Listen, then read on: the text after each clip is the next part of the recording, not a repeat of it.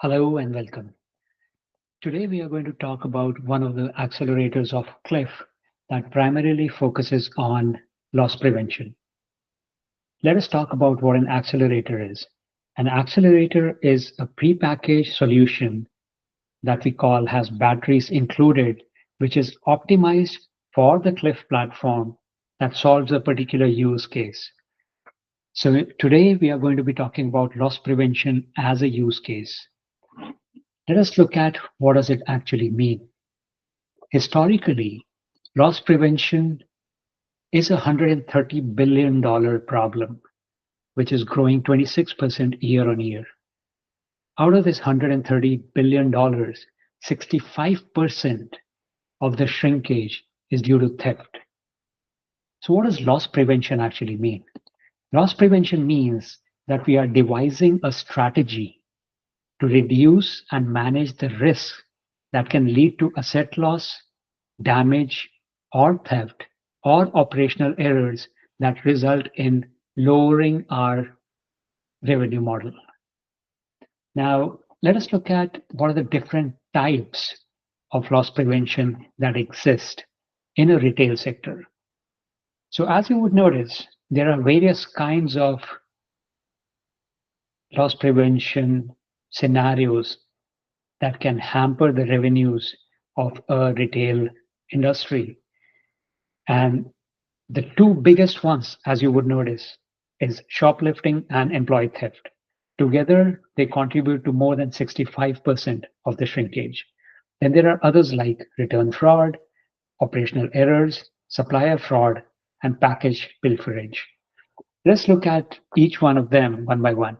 Now, shoplifting by itself could be when, say, there is a customer who's going there at the checkout counter and he or she exits without paying. Or they change the code of the product during self-checkout. This is also called barcode switching, but essentially they could either switch the barcode or they could actually put a lower item product in front of the higher item product so that the system scans the lower one and then they can put both of them away together. Or it is organized retail crime in which large quantities are stolen in an organized manner.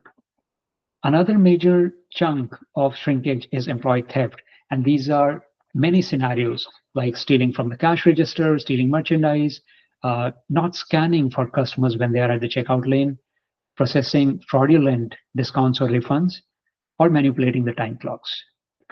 Then there are scenarios in which a customer takes an item and comes back, and this is return fraud because they might be returning a stolen good, they might be having fake receipts, or they actually might be using counterfeit currency to buy and then return for real currency. Then there are others like operational errors, which could be a pricing mistake, which could be a point of sales discrepancy, miscounted stock, inventory handling, perishable goods or refrigerator goods left out, damaged pallets, etc. Other kind of shrinkage could result from supplier fraud, in which you send out a requisition to a supplier to, and demand a certain quantity of products, but when they actually send their consignment, it might not have the accurate quantities, or it might be having damaged goods. And then there could be scenarios in which the entire package that was supposed to be in the store is lost before it even reaches there. So there are various kinds of shrinkages that we have talked about. Now let us talk about some of the solutions that can be put into place. Now some of the solutions that can be put into place are video surveillance, which is actually putting the brain to an eye, inventory management, bolstering your physical security, conducting regular audits, and training to the employees. Now, video surveillance can be done with existing cameras that you have, which could do incident tracking and analysis. It could do facial recognition. It could be integrated along with a watch list database in which you know that there are certain people who are suspicious, and whenever they are in the store, you ought to act more cautiously. Then there could be in-store behavior analytics. accurate pallet counting, and calculating, like the marketing ROI when you're putting your marketing banners on digital screens or on physical displays. How do you actually make sure that they are working for you? Then is inventory management, in which you have stock keeping, you have automated inventory reconciliation system, and robust POS systems. Then how do you bolster your physical security in terms of EAS or RFID tags? These are electronic article surveillance tags or radio frequency identification tags that are put onto items so that you know if somebody is trying to steal them. There could be a greeter as self-checkout. There could be secure checkouts in which you have a good lighting, you have got exit sensors so that if anybody is trying to move away with a product, then you know about that. And corner mirrors. So all of these are physical security scenarios. Then you should be conducting regular audits, which is going to be stock counts. It'll be transaction records monitoring. It'll be sales data. It'll be security footage, and it'll be access control. And last but not the least is employee training. How do we train our employees in order to tell them how the criminals are working, how to do accurate inventory management, and how to inculcate a culture of accountability? Now let us see, for all of these solutions, how does technology help us? Technology can help us in a lot of areas, and the primary ones are surveillance and detecting any anomaly. It could help us with the predictive analytics. We could actually bolster the physical security and then supply chain monitoring. Now, in surveillance and anomaly detection, how do we do that? So as you would see that you could have multiple cameras which are edge AI enabled. That means that they can do tracking. They can also do behavior tracking. Now these cameras, they would either have deep learning models embedded on them. They would have like flow algorithms. They'll have pose estimation techniques. Like they'll be able to scan misses on the point of sale system. They'll have computer vision models running on them like CNN, RNN. You only look once. Primarily, what we are talking about is that they are brain to the eyes of existing cameras connected with a video feed and POS systems. So essentially, in this case, either the cameras are going to be intelligent by themselves, or they are brownfield cameras that you already have, and they are passing on their video analytics to either the edge server or the cloud server, depending on how much latency we are okay with. Then we could also be looking at analyzing the transaction graphs in order to undermine if there is organized retail crime going on. This includes pattern identification, like if there are frequent weight overrides or voids which are happening. So essentially what we are trying to do is we are trying not just to record crime, but prevent it. And then, like keeping the perishable goods up to the mark, making sure that if your avocados are getting spoiled, then in that case, your ESLs, which are the electronic shelf labels, they are able to dynamically price them to increase their uplift, so on and so forth. Then we're talking about predictive analytics, in which we analyze the data, and we come up with a risk score.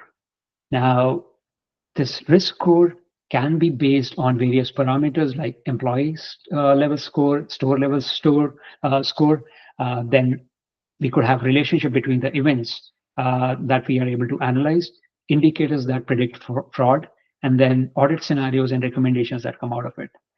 With predictive analytics, we would also be able to decipher or make a prediction about future occurrences and patterns that might exist.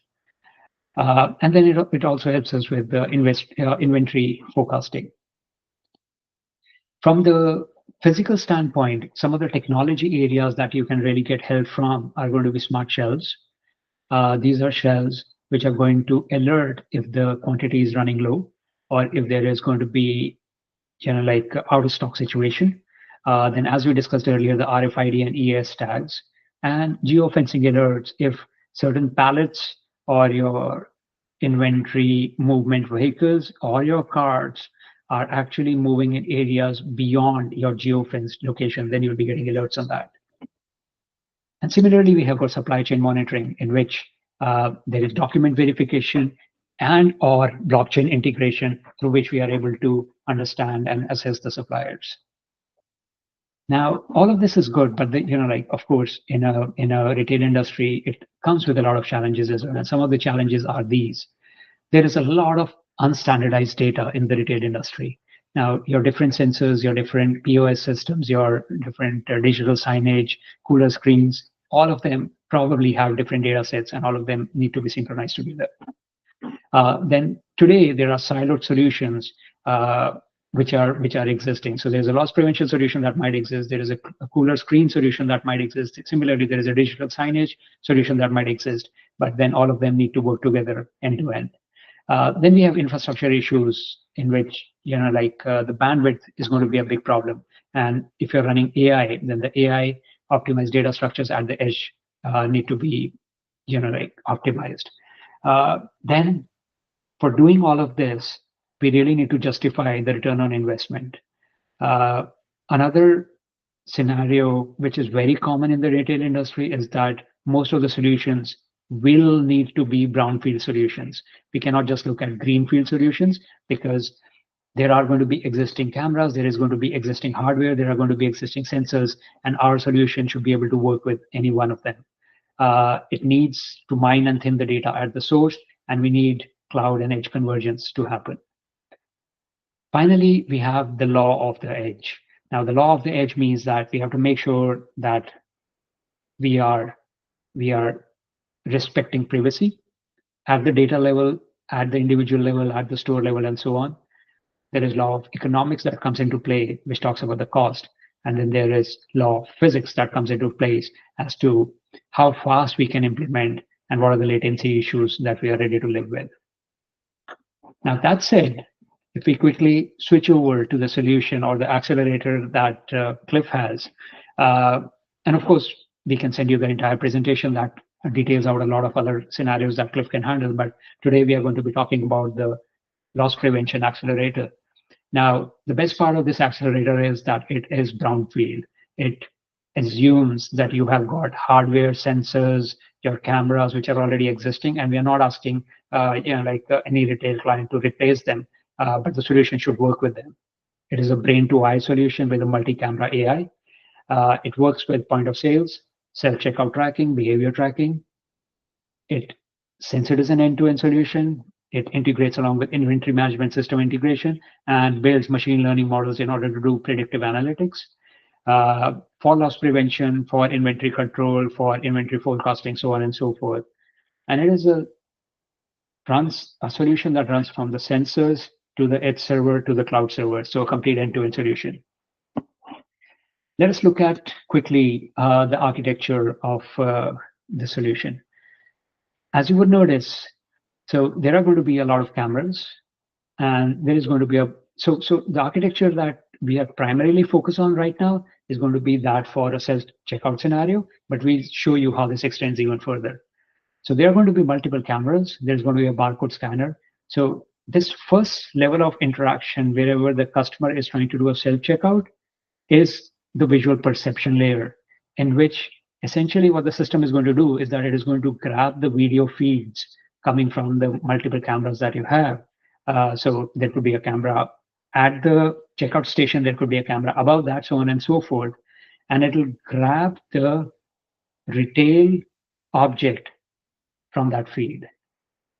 So this is where the perception comes in. So it is going to be doing that tracking and fetching out that retail object, and then it is going to be sending out that retail object to the cache. Now, next comes the similarity search, where what similarity search would be doing is that it is going to be picking up this retail object from the cache. It is going to be looking in the embeddings, and it'll try to come up with the best possible match, which says that, okay, looking at the object that I see, and from the embeddings, this is what the retail object is. Next comes the evaluator, which is going to match what is being scanned vis-a-vis what has been recommended by the similarity engine to say that, okay, this is what the product is. Now, if the barcode of the barcode scanner and whatever the similarity engine has suggested matches, then yes, it is a match. The evaluator is going to say that yes, it is a match, and probably it is going to be a green light, and the person who is doing the self checkout can continue. Else, maybe there is going to be a red light alert, and the self checkout process would stop, and an assistant would have to come from the retailer to help the person do a self checkout. So as you can see, like there are going to be various models in play. Now, the web APIs and the web UI are actually entry points to the system from the administrative view to manage and fine tune the system. And similarly, we have got the ELK stack, which actually stores all the predictions that have been made and all the decisions that have been taken so that we can refine and like upkeep the system. The multi-camera AI solution is not only going to be helping in self-checkout, but it will also help in scenarios like employee theft, where it will be able to identify merchandise stealing, fake refunds, any fraudulent discounts which are happening at the point of sales, any items which are being missed at point of sales, any operational errors which could be because of miscounted stock, perishable goods which are left in carts, or scenarios like your produce decaying so that you have to change the pricing on that, inventory handling, damaged pallets, etc. And also supplier fraud, whenever there is a consignment coming in from the supplier, whether it has the accurate quantities or it has like damaged goods. So together, between theft plus all of these scenarios, more than 80% of the shrinkage scenarios are getting covered with the Klyff loss prevention accelerator. And if you like what we have said so far, we'll love to talk to you further. So give us a shout, and we'll be very happy to tell you more about this solution and how we have implemented this successfully.